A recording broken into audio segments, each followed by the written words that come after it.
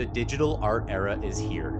AI and art creation tools empower anyone to make it. Blockchain technologies allow anyone to own it. VR, AR, and extended reality immerse us in it. Let's talk to artists and innovators behind the visual magic. I'm your host, Roger Dickerman. Welcome to the future of art.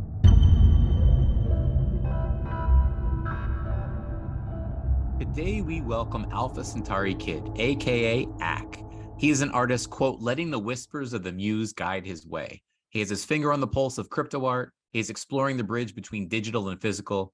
He has a flair for performance, rugging Christie's auction house and presenting the great color study. a.k.a. recently completed Broken Keys, a standard-setting piano-based collection that we'll talk a lot about. Let's get to it. Alpha Centauri Kid, welcome to the future of art. Thank you. Thank you for having me. Been a long time coming. It's been a long time coming. It has. It really has, man. I've been looking forward to having a one-on-one with you for quite a while now. Likewise. Likewise. Well, I'm going to give you the hardest question of the entire episode first. Get you started properly. Okay. What does art mean to you? Geez.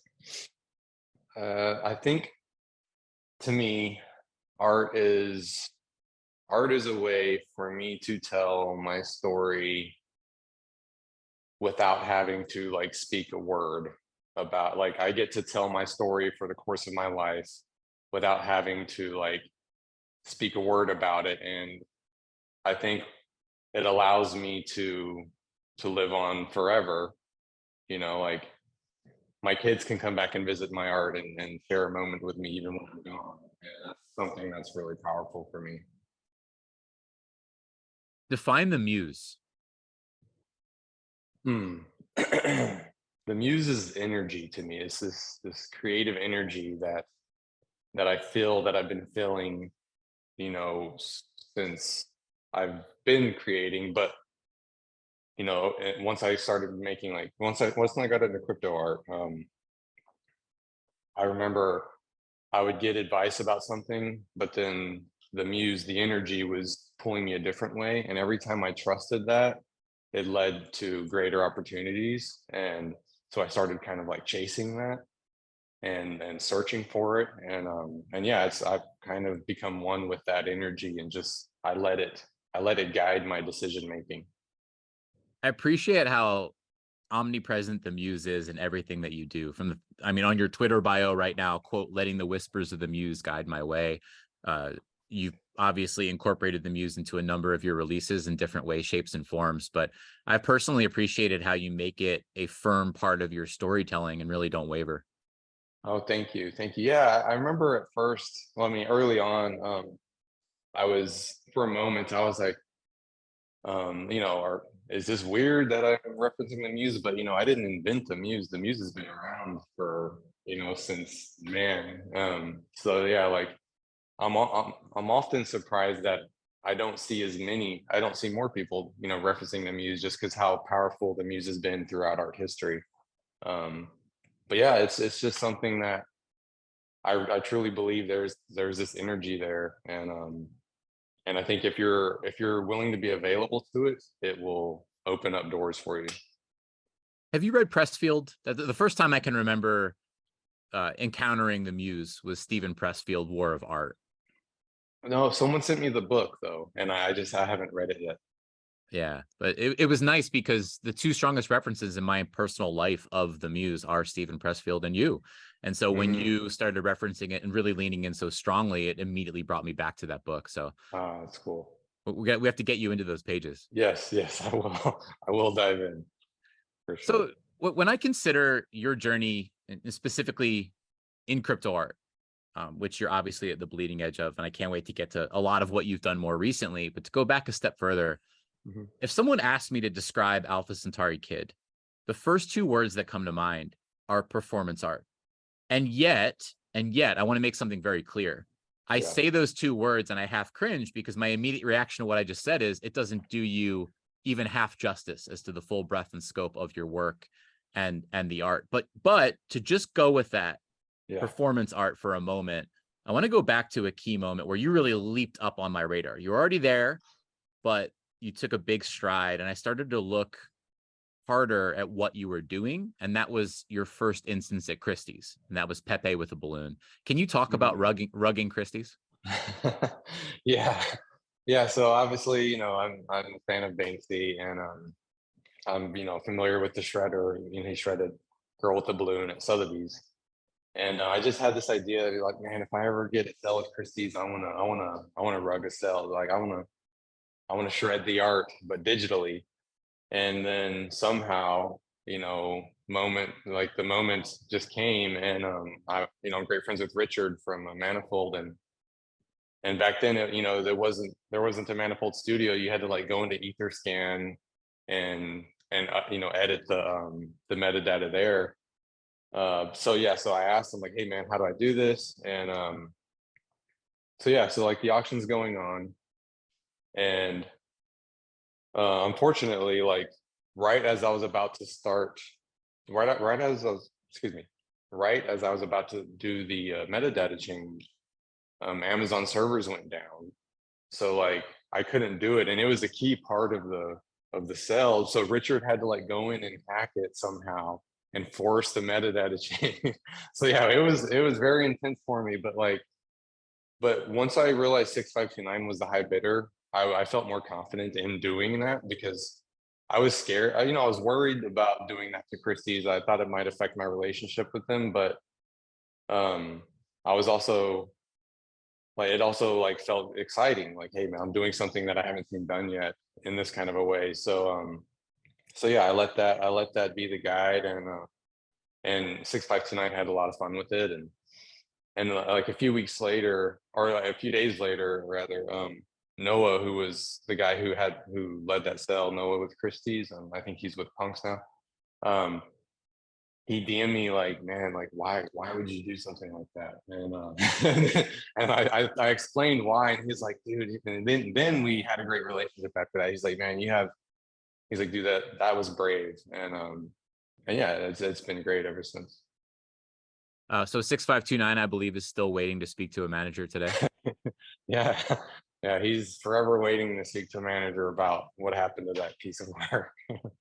It's amazing. I actually dove into it just prior to this episode, and the one thing I don't think I remembered if I ever saw it in the first place, but there is an actual metadata trait on that artwork that is Christie's rugged. Oh yeah. Yeah. Yeah, that's what Richard titled it. I think it's an incredible story, and again, I think that you really popped onto a lot of radars there, and you never stopped since. And so I'm going to go a little out of chronological, but one Sure. thing I think it's important to mention here is the Christie's relationship is thriving and strong, and you were back recently, and you brought the Muse literally.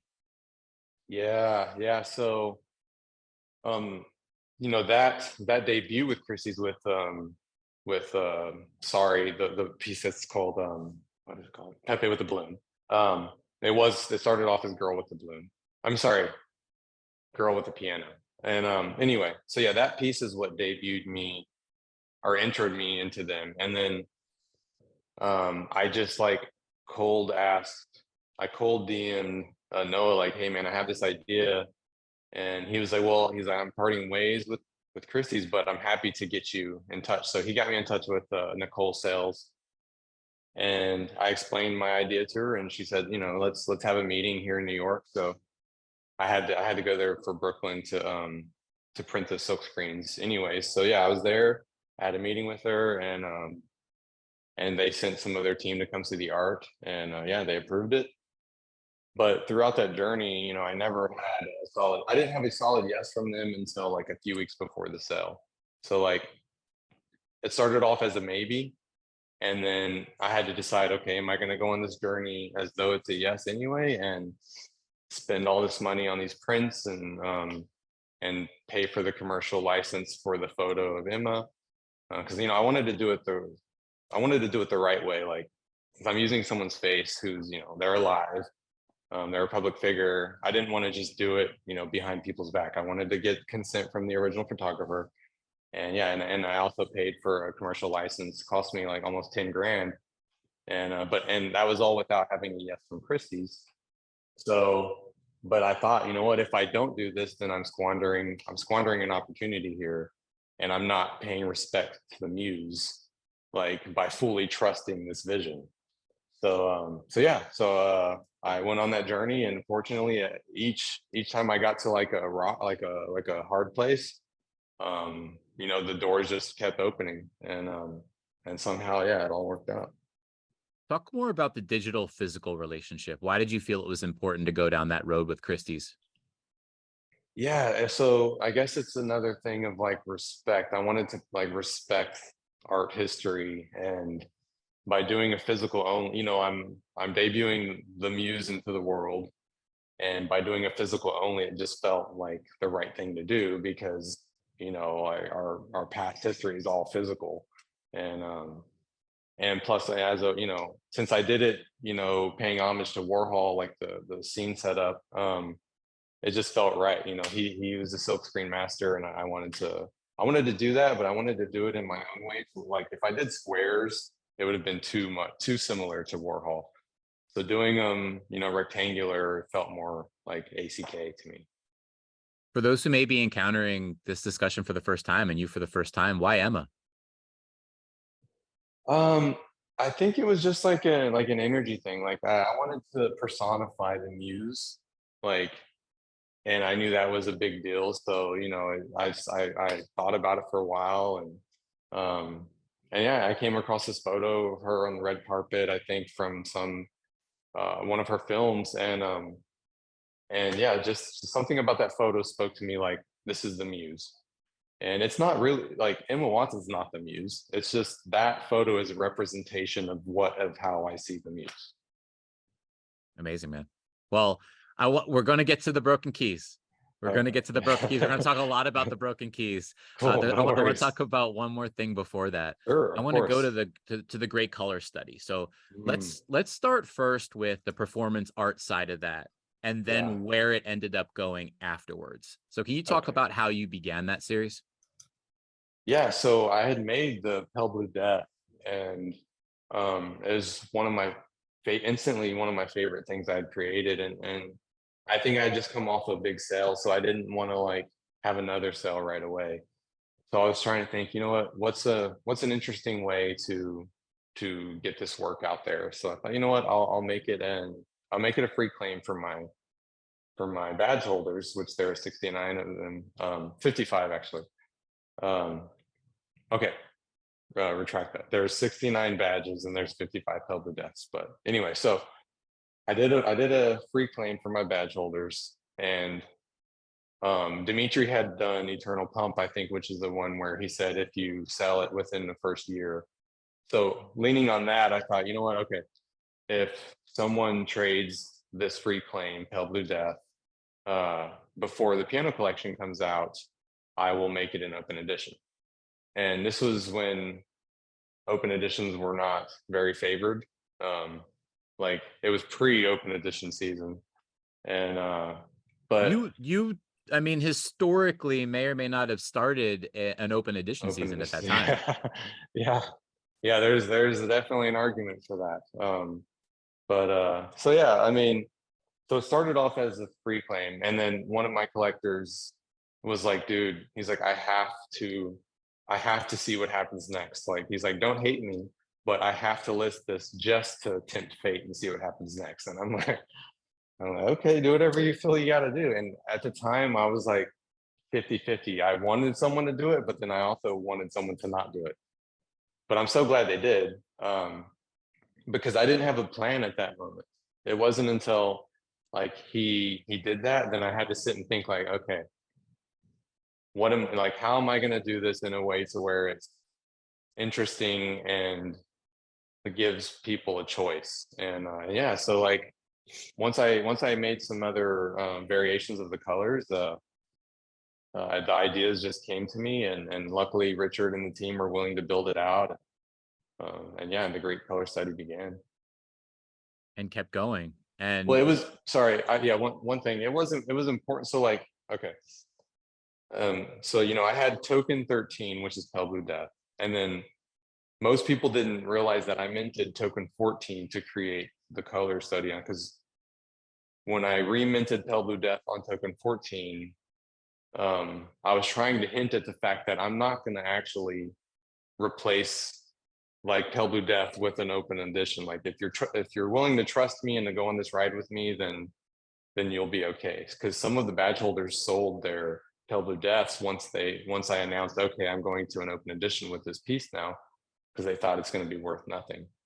But you know, RIP to Comfy Devil. But so yeah, I did that, and then I started teasing out the colors, and it was important for me to be able to like redeem myself, because a lot of people bought that open edition thinking they were going to get a Pale Blue Death, and I didn't want them to be mad and disappointed. So like by giving them a choice to like, well, I can't get Pale Blue Death, but I can get one of these 10 colors. It seemed like I was actually redeeming myself. So burn to redeem actually meant something, which I think is why it's like become like a staple for the art community. Talk more about trend setting, because as we think of, I mean, I raise my hand, I talk about it all the time. I do believe you really did trigger a season.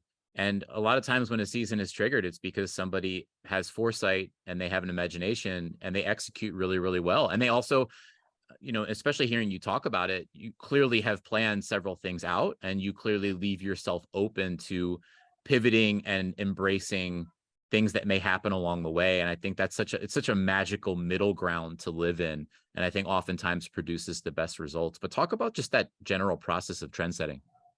Thank you. Yeah, I think yeah, being available, having some sort of a plan, but also being available to what could happen next has been really crucial for me. And but I mean, it's scary every time. Like it's terrifying to be like, oh, I don't know, what am I gonna do? Like people are gonna hate me after this. But but yeah, I mean, I think like for me, just minting another NFT isn't enough.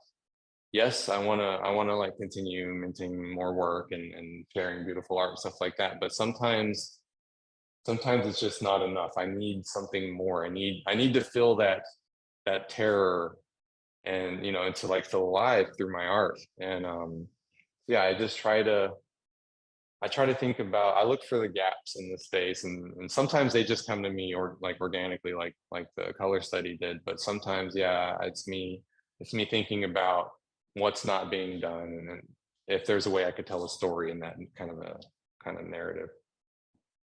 Where does Broken Keys fall into that? Was that something that you found a hole? Was that something where you were following the muse, some sort of a blend between? Yeah, Broken Keys was definitely following the muse. And another thing I had become aware of with Broken Keys or a collection like that is that, you know, generative artists, they make these collections, and but you know, in art history, or like, you know, in the Warhol era, they would make collections and they would sell them with galleries. I mean, collections of 50 to 100, something 20, you know, 30. Him and Basquiat and Herring and all the artists of that time, they would sell collections. And I'm like, you know, piano is my gateway to the muse. So once I made the first piano, which is the red one with the shattered keys that's spinning, I realized, like, you know, I need to make a collection of this. And I had this grand idea to do a, you know, collection of like 600, but I quickly realized, like, oh, if I'm doing like actual one of ones, there's no way I can do that many. I got lucky. I was able to do 48, to be honest. Because that was yeah, I still can't believe I was able to do it. But it was just so much work. I was working on pianos at least, you know, a year and a half. Every day I'm at home, I'm working on pianos. When I'm talking to someone, I'm imagining they're a piano. What could interest me? What could happen to them that's interesting? You know, if they were a piano. So yeah, it feels weird to not be thinking about pianos all day, every day. And you've talked at times, you created really more than 48, right? Yeah, And yeah, and yeah, and yeah. eliminated many along the way. How does that Mhm. process look? It's bittersweet because there were a few that I love the concept of them. Like I made a Titanic scene with the ships like, you know, up in the air, and it's about to go down, and there's a pianist. He's sliding down, but he's so committed that he's still playing. And there's violinists, they're sliding down too. And then you got Rose and Jack on the other side sliding down the door. It's a really funny scene, but it didn't quite fit. It didn't have that like feeling to it. Like when I looked at it, it didn't make me feel a type of way. So I think it was just more of a fun piece for me to create. But yeah, pieces like that, and there's a few others that I really love that that I purposely didn't put in just because cohesively they weren't strong enough. How about out of the ones that did make it? Can you give us a few anecdotes of I'm sure you have many favorites. So whether you want to say Yeah, a couple favorites that come to yeah. mind or just a couple of interesting stories surrounding them that come to mind. Yeah. Let me look at them just for a second. So, um, I mean, okay, so yeah, here's some good ones. So, one thing that's interesting is the person who won. This one person won two of them, Self Portrait and The Chosen One, and those are two like both of those are essentially self portraits, and it's just interesting that one person won both of the self portraits. But like aside from that, I think yeah, like a lot of them are me referencing me and my relationship to the piano, and like I am my own suffering is me. Um, a lot of it's me and my relationship to the muse, and just yeah, I don't know. It's just such a complex collection. It's really hard to sit and pick one out, to be honest. Talk a little bit more about the piano, the symbology there, the tie to you, and how you really decide to base it an entire year and a half of work around it, Mm, for 48 works of art around it, the piano. yeah. Um, I think firstly, to me, the piano is a piece of art. Like just looking at it and understand, like watching the way the keys, trigger the sounds and just the acoustics of it all, and they're built very elegantly. To me, yeah, they're just like a standing piece of art. And but also, it's been my gateway to the muse for so long. Like anytime, even younger, just sitting playing a few keys would just really open up my imagination, and especially over the past 10 years, like just playing piano in general has got me to where I'm at now. So yeah, it's definitely something special for me. And I think I've learned how to really channel like piano into helping me create, impactful art. When you put a year and a half of effort into something and expose yourself to that extent, you really give all of yourself over to that. How do you find the energy to do what you do around it, around the art? Meaning the website with the gamification, playing a song Mm, to enter. And I just feel like the performance art side to it, which again doesn't do you fully justice, you just do so damn well. You mm. give it the extra boost, the extra flair. You put it on so many extra people's radars in that way. Thank you, man. Thank you. So yeah, it was important. It was crucial for me to have an element of that in this collection because, you know, um, and Richard was like, do you want to go any further? Do you want to like add more?" And I'm like, you know what? No, I want to keep it. I want to have, I want to have performance, but I want it to be like elegantly done, and I want it to match the theme of the collection. So yeah, so having people have to play keys, and then having a hidden option there, if you type in ACK on your keyboard, you open up, you land on the hidden option page. It just felt like such an ACK thing, and but it also like, and that's the 165291, um, and it was just really cool to see who was bidding on what, and like which ones are important to which people, and yeah, I love giving people, art is my job. So like I want to treat it like it's my job. Like I want to be one of the best at it, and doing things like that I think help me stand out. Going with that for a moment, treating art as your job, there is the financial side of the art market, and it's in our face, 24/7, three Yeah. sixty five, because it's tied to cryptocurrency and public ledger, and that does add Hmm. an interesting element to what we're all interacting with here on the blockchain. Um, the peak of the bear market, arguably, you put yourself out there and are really handsomely rewarded. And I think Same thing going back to the great color study, you hitting on that trend, you really starting that trend. You were rewarded for that, for putting yourself out there to that level and for coming up with something to that degree. Same thing here for Broken Keys. How did it feel at the end of the day seeing that level of response and the auction bids flood in? Oh man, it was. I still can't believe it. Like I still, yeah. Like I remember I've recorded myself just in case, of the off chance that it was successful, because I was worried that it wasn't. At first, I was worried they weren't all going to get bids, but once they all had bids, I was worried. Like, and not worried. I would have been happy had they sold for one ETH each. I would have been a win for me. But when I went to bed that night, most of them were in like the 1 to 3 ETH range. Some were in like the 4 to 5, and then there was a few above that. But I remember going to sleep like, you know what, I'm not going to get any more bids. This is it, and I'm happy with that. This was successful.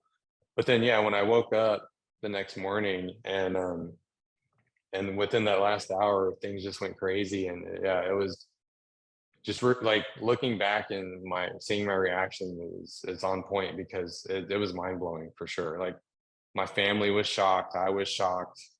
We were just in awe of it, just because of the market. Because I was so scared. I mean, you can ask my friends like MP Cause and others. Like I was like, dude, like, hey man, are you willing to bid on a couple if they don't all get bids? And he's like, of course. He's like, but bro, stop. They're gonna be fine. And it's just one of those things. And really, it hasn't stopped. I mean, it's Yeah. continued to find secondary market success. And one thing I'd love to jump to, we've seen many artists take inspiration from Broken Keys and create, um, I guess, in one sense of the word, derivatives or spin-offs of this. How has that felt, seeing fellow artists take it up and walk it forward in their way? I've loved it. Yeah, I've truly loved it. And yeah, I wouldn't. I guess they're more like tributes. I would look at them more as like tributes than derivatives. I think, That's a but far better yeah, word. yeah. Yeah, it was amazing to see, and I didn't expect it, and it's very humbling to see that, um, and yeah, because like I'm an ordinary guy. Like I having success like that's a strange thing to have, because I don't feel like, and people are like, oh man, you deserve this. I'm like, I don't deserve this. Nobody deserves this. But like, yeah, it's amazing. And I know I worked hard, but but yeah, like the outpouring of love and support I got in this collection was just simply amazing. How does your creative process work after a moment like that? Again, just going back to it, you've put the year and a half in, you've put endless amounts of time, love, and care into it, all the supporting mechanics and the performance art around it. You've seen it get this massive response. How soon do you get back to creating? Does it never stop? Do you take a few days? Do you Oh take a few no. weeks? Yeah. No, I'm just now starting to work a new scene. So like while Richard was building the auction site for the pianos, I was so anxious that I had to keep myself busy, because he's coding. I can't disrupt what he's doing. I know he's doing his thing. So I started working on art then, just to help keep me like sane. But I made my 10th PFP. I haven't released it to the world yet, but and I'm gonna wait. I'm gonna keep waiting on that. But since then, yeah, I haven't started anything until now. So I like a few days ago, I just started a new piece. It's really beautiful. It's more in like terms. I think it's more like an abstract. I don't know what it's going to become yet, but I've been very slow and very relaxed. And I mean, I'm building the grand skull piano, so I'm working on that. But that's not really the same as like starting a new work from scratch. So I'm building the grand skull piano. I'm silkscreen printing color studies. Um, so I want to focus more on some physical stuff for now. And while I want to take a few months to like build my next one of one and just make something masterful. Let's take the next steps here in the path of the Muse, just roughly giving you the North Star of the future of art and really the moment that we're all colliding in here. Where do you want to go with the conversation? Hmm. Let me think. So I'd love to see.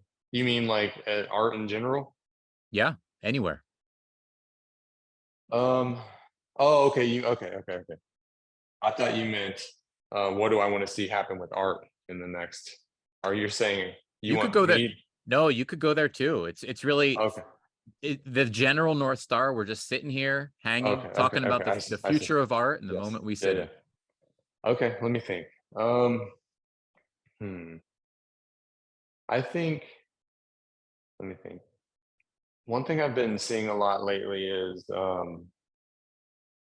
I don't, okay, maybe you'll have an opinion on this. It's like, you see every time like Christie's or Sotheby's, they have NFT sales, you hear complaints from the community, and it makes me wonder, like, um, I wonder if traditional art and digital art ever have to merge, or I wonder if we can just run parallel, or like that's something that I wonder about. Like, where's the, if there is a bridge, where is it, and how do we get there?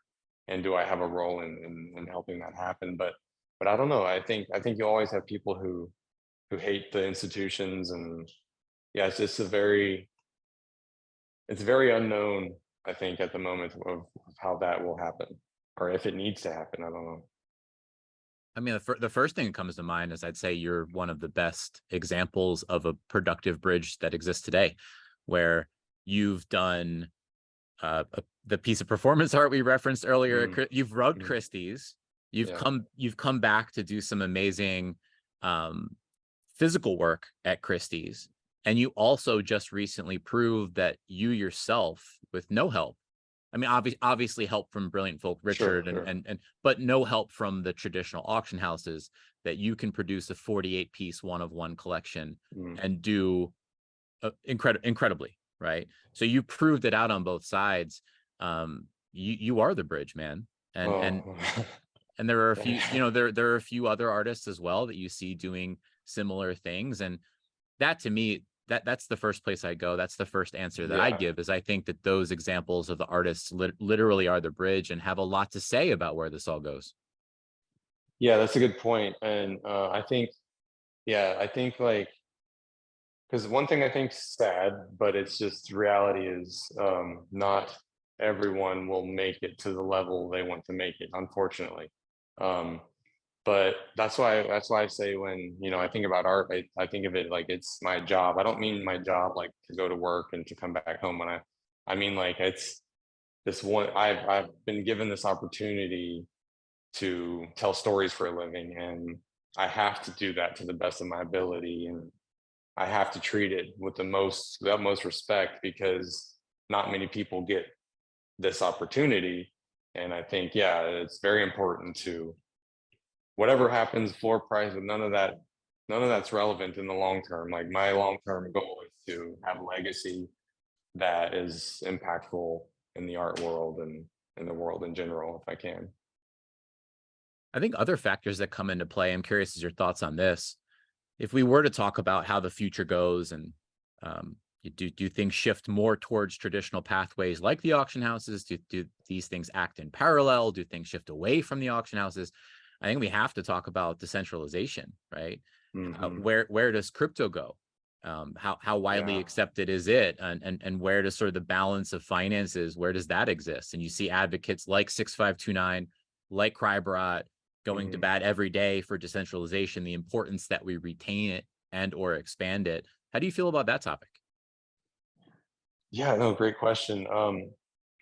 I think I think for me personally, since I know they're smarter than me, I like to leave those ideas for them to like champion, because I'm such a slave to the muse that like, it's hard for me to give deep thought into things that aren't like my next piece of art, or like my family, or so like certain, I try to protect myself creatively and not focus too much on things that aren't directly related to like my art that I'm working on. So like, well, although it's important, I know, like, I trust 6529 and Brian, like I trust them because I know them well enough, and I've had long conversations with them, and they know what they're talking about when it comes to this. So like, I'll follow in their footsteps. I'll let them lead the way and carry the torch on those issues. But I think it's important to,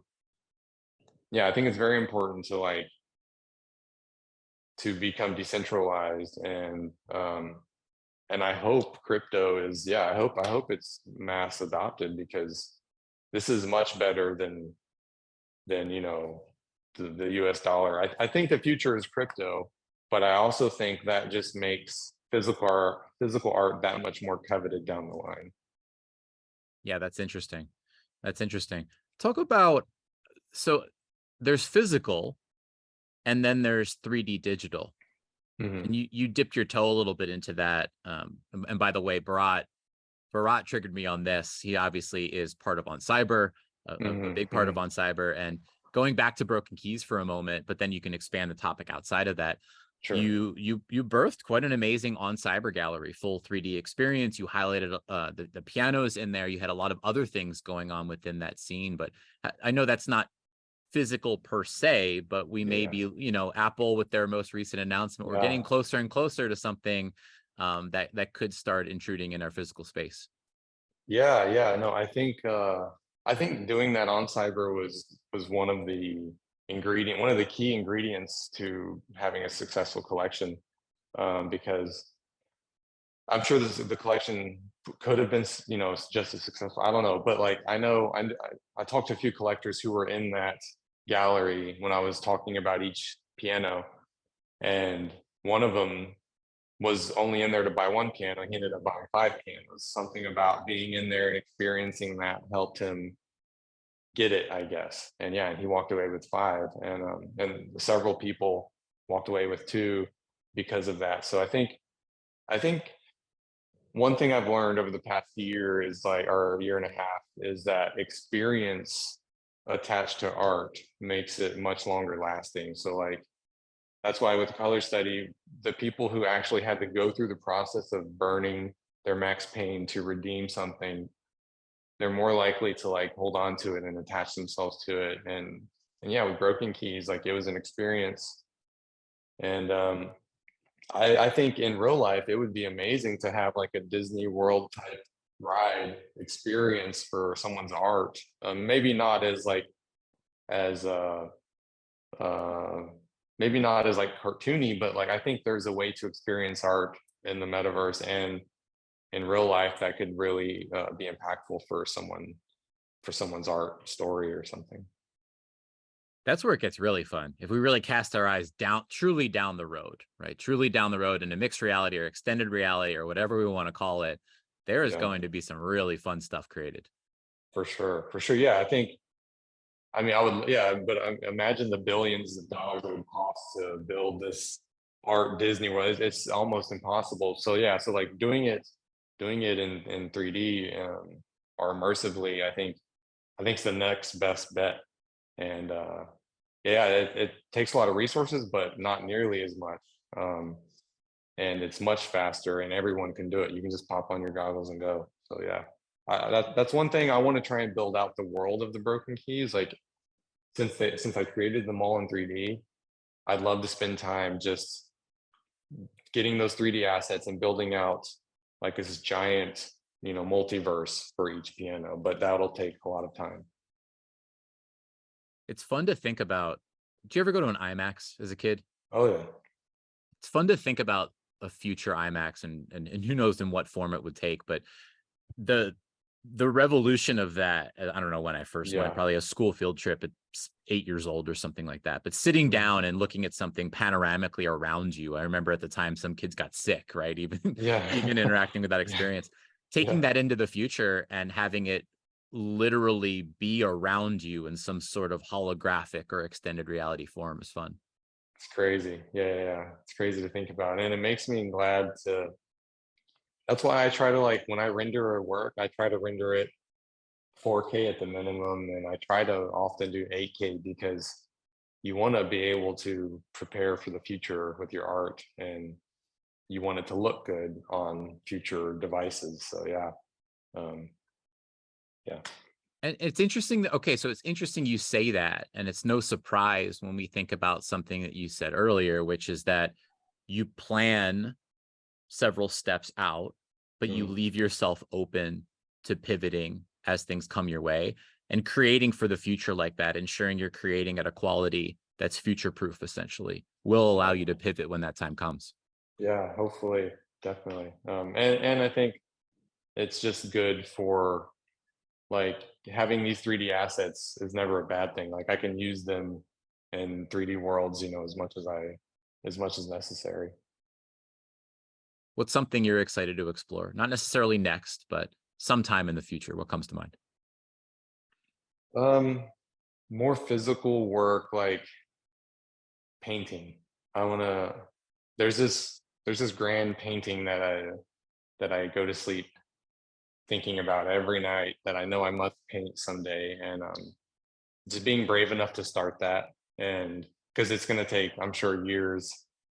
Because I want it to be massive. But yeah, just being brave enough to start new things and to keep exploring. And like with the grand skull piano that we're building, we have no guarantee that anyone's going to want to buy this thing. It's massive, but like the vision is there and the doors are already opening. And like we already have the skull. Like we're making the skull, and just watching pieces come together just because I was brave enough to like open the door to it. Like I said, that doesn't mean that it's going to be a success. And I am scared of failure, but if I let my fear of failure prevent me from building this thing, then what kind of champion or what kind of servant of the muse am I if I'm doing that? I have to stick to the vision. And yeah, just being brave enough to explore new ideas. Oftentimes, those doors have a way of opening when you charge forward. For sure. Where do abstracts fit in? Oh man. Yeah, I think abstract is obviously my way to create abstract. But for me, it's special because it allows me to tell a story, to like hide stories within this abstract work, but not in the traditional sense of like abstract being there's no visuals in there that like make any sense. But in mine, I like to give it an edge. And just it's one of my favorite mediums to create in because I get to tell a story that only I know through it, and everyone else has to interpret it their own way. And because there's no evidence of a single thing in there, but I know it's in there. Yeah, and it's just a special way to create for me. How do you balance contextualizing your work for others, so storytelling and holding Mm, someone's hand versus remaining mysterious and keeping some stuff forever secretive? yeah, yeah, that's a tough one because you feel like with the broken keys, I feel like uh, everyone wants to know, like the collectors or the people who have favorites, they want to know the story about their favorite or something. And I think some of them, like there's one called "I Dreamt of You Again Last Night." Obviously, I can't just tell people who that's about or the deep meaning behind it. But like I think it's important to keep some of those things mysterious, but also allow opportunities to like share things that could be interesting for people to learn. Because when you look back at art history, for me personally, like I want to know what Da Vinci was thinking. I'm not comparing myself to Da Vinci, but like I want to know what Michelangelo and these other amazing artists were thinking while they were creating. So I think it's important to share some of those things, just in case people give a damn in 100 years. Would you like to see, given 5, 10 plus 20 years, would you like to see historians go back and parse together various tweets that you wrote, podcasts you appeared on, and timestamp in a sense alongside your artwork? Oh yeah, I mean, of course I would. Yeah, I definitely would love that. And I don't. There's no guarantees it'll happen, but I do like to leave things for the historians to do. Like a few of my interactive pieces, you don't know they're interactive like at face value. Like there's nothing telling you that it's interactive. So I think leaving that available to future historians to have to go in and figure out and to write up, and I think it's a fun way to do it rather than just outright saying exactly how to interact with the work. But yeah, I want to leave the opportunity for that to happen. And I want someone to tell like the true story of the Muse and or of our Centauri Kid and go in and find all the secrets and the hidden messages and all that. It's fun to think about in this era of social media and how you are leading your story yourself, whereas a lot of artists Mm. maybe in a different era we're not doing that as real time and as transparently. Yeah, yeah. It's also scary too because if anyone cares down the line, it's like, I have to what if I tweeted? Like I tweeted some really ridiculous things, I'm sure. But like to go back and search through them all, at this point it is what it is. Like we've all said and done things, but I think yeah, I think it's interesting for people to be able to go back and track an artist's journey. Even in my work though, like all you really need to do is just look at my work, just starting from my first mints to now. Like I've I've kept something, but like I've really evolved from like mint one to broken keys. And I think that helps people maybe relate to me more, because they've got to watch me evolve like just along with them. So perhaps that's more relatable. That's an incredible example to look at, looking at your art from the beginning, and you do have some early mints where it's just this wild evolution to today, to Mm, broken keys, um yeah. to the Muse, even the couple works that you've minted on Tezos, right? Just some Mhm. different things that Yeah. you've done out there. It's Yeah. really really interesting to take a look at. Yeah, I have some pieces on Tezos on this alt wallet that I had that I don't share because the pieces are just so stupid. But yeah, Matt Nedved owns a lot of those pieces and he's proud of it. So that it is fun to know that people out there love my old ridiculous art. I may or may not have a periodically active bid on one of those very pieces of art, so Nice, nice. I Yeah. think these things really are an incredible part of the story, and however you want to frame them, it's Mm, early in the artist journey. Yes, you could see the evolution. Yes, you're not going to call it your best art, yeah. but there is a collectability to that for those who Yeah. are riding with you and Yeah. following your narrative and your story, they do hold a special place. You're right. You're right. Yeah, like I know my alt Tezos wallet is like this thing that's shared in my Discord. Like someone will come in and ask about it, and they're like, "Hey, we'll DM you." And I see it happening, and I don't stop it because it's hilarious. But yeah, it's special. Like the people in my Discord are there. Most of them have been there for since I started it. And yeah, really good group of people in there. So, Ak, when you think about the future of art in general or with respect to yourself, I'm going to ask you two questions. Mhm. What do you expect to happen? I mean, just when you look in your own crystal ball, Yeah. the future of what we're doing here, what you're doing here, what do you expect to happen? What are you certain of? And then on the other side of the coin, what are you not certain of, but you hope happens somewhere along this road? Great question. So let me think. Hmm. I think, okay, I'll start with what I hope. I hope I hope that I get to live long enough to tell these stories that I know I must tell. Like this painting I was talking about, the Grand Sculpion, like, and even beyond that, I know there's things that I have to go on and do, like for the sake of art and like for the Muse that will be important to my legacy. Those are things I hope. I walk around in fear, like tiptoeing, looking over my shoulder because sometimes I feel like Shakespeare's writing my story and most of his stories end in tragedy. So I'm like, fuck, like, is he, so who's writing this next scene? It's scary to think about.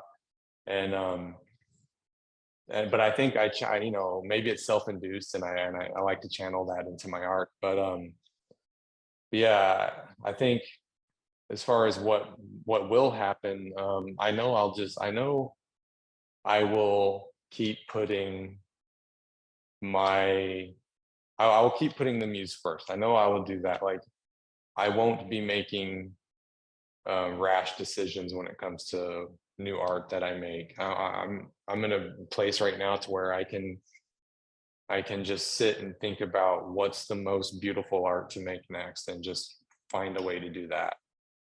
And that's what I want to do. Here for it. Here Thank for you. it, man. Thank you. How about a future guest? Who do you think should be on the Future of Art?